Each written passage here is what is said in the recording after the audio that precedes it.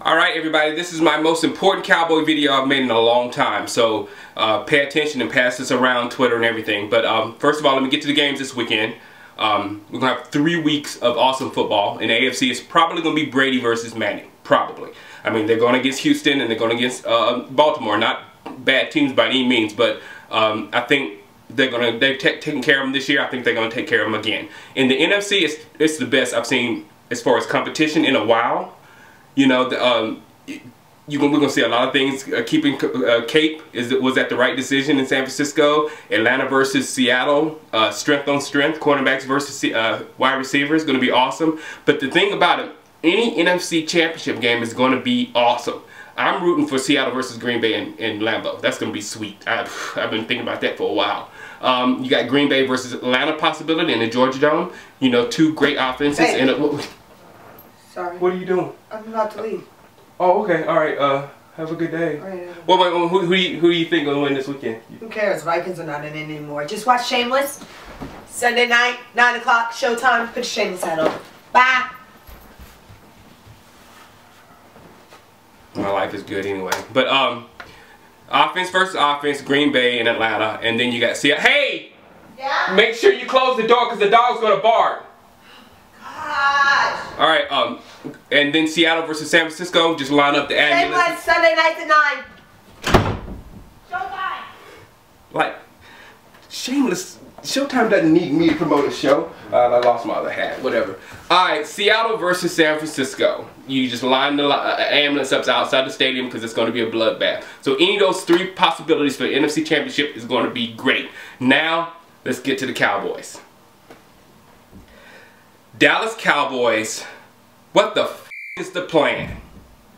Now, I've been, ever since, you know, things have happened in the last few days, I've been going through my head and trying to find out what makes sense. And I can't come up with anything. Now, I've got all my notes down here, so I'm going to be reading my notes as fast as possible because I don't want to take up your entire day. But I got to get through a lot of stuff. Now, first of all, we're not going to make any major changes because we're not changing head coach or quarterback.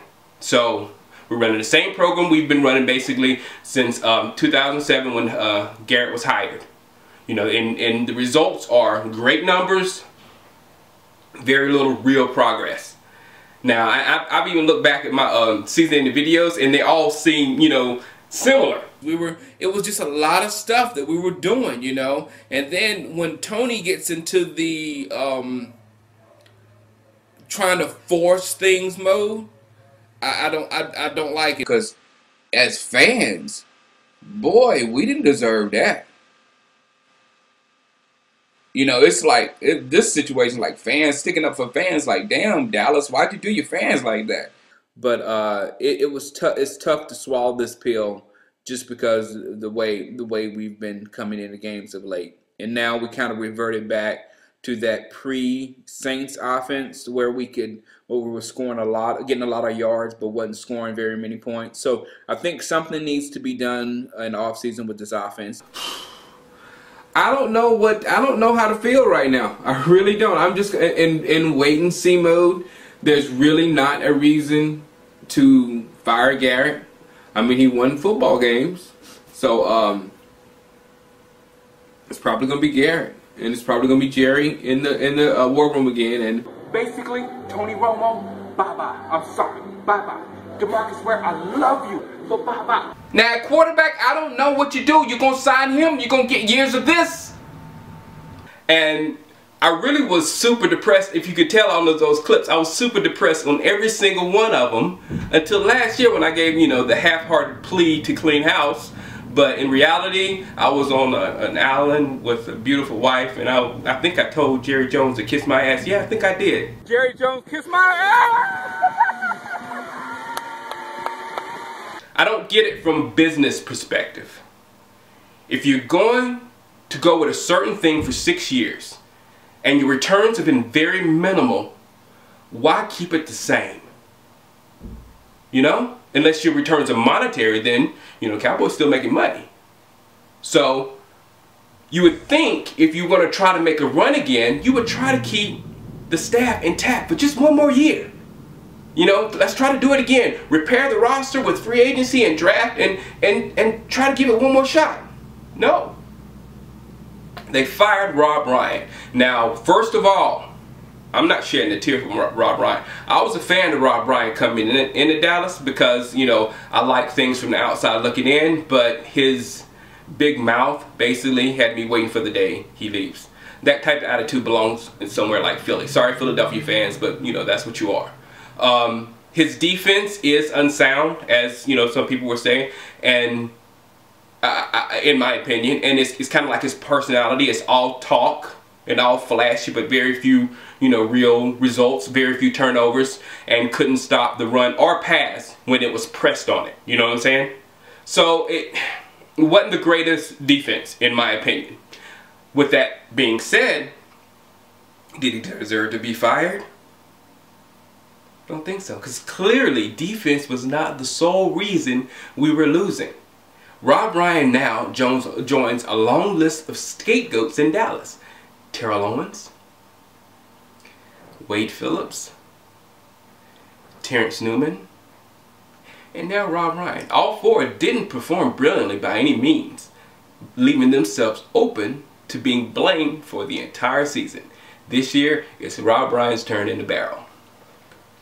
So, you know what I'm talking about. You remember, don't you? The T.O. is gone. We're going to T.O. and his drama's gone. We're going to the Super Bowl. With Wade, it was like Wade and his lackadaisical attitude is gone. We're going to the Super Bowl. With T.New is horrible. Now we've got corners. We're going to the Super Bowl. And now Wade, Rob Ryan's 3-4 is gone, and now we have the 4-3. We're going to the Super Bowl. So now I'm gonna move on to the 4-3. Okay, you keep the same coach and quarterback for at least one more year, but you want to change defensive schemes in that year. Now, I said the same thing last year about the offensive line's new blocking scheme, zone blocking. And indeed, they struggled greatly early. Same thing this year. Implementing a new scheme takes time, and it might struggle early, making us play catch up. That's Tony Romo's type football. Plus, on top of that, we have serious holes on defense. Spencer's going to be far too expensive, and I don't think he's going to fit a 4-3. So we need at least one defensive end starter with a very, very, very, very, very, very capable backup. Why very, very, very, very capable backup? Because it seems like DeMarcus Ware's body is breaking down.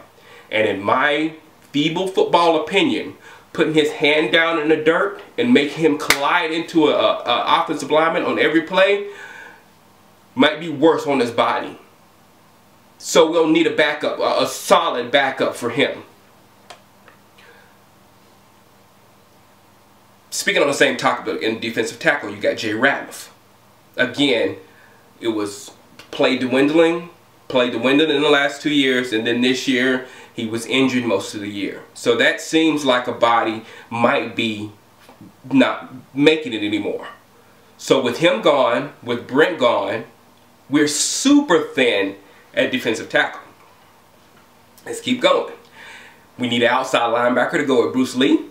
Hopefully there's one on the squad with Wilbert and Albright, but they didn't show that much promise. Like they could be a stud out there, like Bruce Carter did. You know what I'm saying? They didn't do that. I'd hate to use Sims out there to curb a young guy's development. That wouldn't be good. So, and also we need a couple of very good backups for that Bruce Lee combo because they're fragile. So we got that. At cornerback, Jenkins is probably gone. So we need a third corner. The guys on the team have been cut from other rosters, so you really don't know about them. At safety, Sensabaugh creates no turnovers, could really use an upgrade there. And everyone else is question mark. You got Church. We need to see him in more regular season action. You know what I'm saying? And also his injury was pretty bad. We don't know how well he'll come back from it. And to top it off, to top everything off, this is what you think about. A defensive coordinator coming into Dallas may very well be on a one-year deal. Because Garrett's probably in his last year if he doesn't do, you know, some really good things next year, make the playoffs. So Dallas Cowboys, what the f is the plan? In my opinion, at this point, wiping and cleaning is the only alternative. to get out of these bad contracts, find young talent, might end up with a superstar quarterback like Johnny Football or somebody like that, you know, by doing it. But that's not the plan, because you might not come to the games. Me, person like me, I might buy season tickets to watch a team rebuild. I'll watch Jimmy Johnson build that whole team, Jimmy and Jerry, I give them that. And it was so much more fulfilling to see that team build like that and win the Super Bowl. So I'm into that like crazy. But we know what the plan is. It's the same as every year. We're going to place the majority of the blame in one area. This year's Rob Ryan's defense. We're going to make some drastic changes on defense. We'll keep rolling out the massive offensive stats to ESPN and NFL Network, forgetting the fact that this offense didn't blow anyone out, nor was it effective until late in the fourth quarter when we played catch-up football, the type football our quarterback likes, per him. We'll bring in a big name like Callahan, like Brandon Carr, like Rob Ryan, then overpay a few free agents and sell us on the fact that they'll be better in our scheme. We'll do the exact same thing next year. Could be 11-5, could be 5-11, and just hope that next year is gonna be the one. You know I'm telling the truth. That's why we end up 8-8 in the middle. You know I'm telling the truth. We're gonna do exactly what I just said. Hope it works next year. Now pass this video around. If I hit the truth on this video, pass this video around on your Twitter, your Facebook, or whatever, because this is the type of stuff that Dallas Cowboy fans need to know, so we can handle Jerry Jones effectively. And thank God Shango don't work for Jerry Jones. Can I get an amen? Amen. All right, holla at you. Enjoy football.